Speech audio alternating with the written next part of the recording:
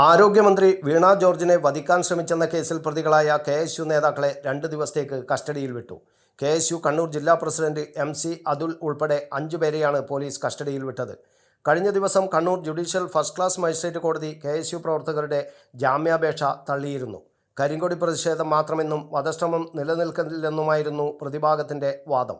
എന്നാൽ പ്രതികളെ കസ്റ്റഡിയിൽ ആവശ്യപ്പെട്ട പ്രോസിക്യൂഷൻ കൂടുതൽ CCTV ദൃശ്യങ്ങൾ പരിശോധിക്കേണ്ടതുണ്ടെന്നും കൂടുതൽ പേർ കൃത്യത്തിൽ പങ്കെടുത്തിട്ടുണ്ടെന്നും കോടതിയിൽ വാദിക്കുകയായിരുന്നു. കണ്ണൂർ റെയിൽവേ സ്റ്റേഷനിൽ വെച്ച് മന്ത്രിക്ക് നേരെ കരിങ്കൊടി പ്രതിഷേധം നടത്തുന്നതിനിടെയാണ് അതിക്രമമുണ്ടായത്.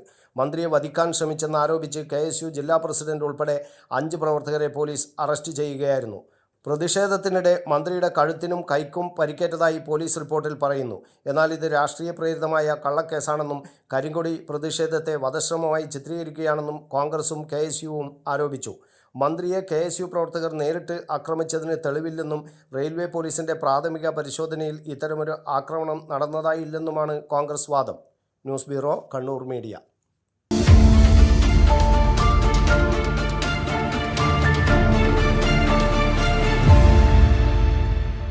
വിവാഹ പർച്ചേസുകൾക്ക് കുറഞ്ഞ പണിക്കൂലിയിൽ സ്വർണം മുൻകൂട്ടി ബുക്ക് ചെയ്യാൻ അഡ്വാൻസ് ബുക്കിംഗ് സ്കീം. പണിക്കൂലിയിൽ 50% വരെ ഡിസ്കൗണ്ട് നേടാൻ മൈ ഗോൾഡ് സേവിംഗ് സ്കീം. പണിക്കൂലി ഒന്നുമില്ലാതെ സ്വർണ്ണാഭരണം സ്വന്തമാക്കാൻ ഗോൾഡൻ ബഡ് സ്കീം.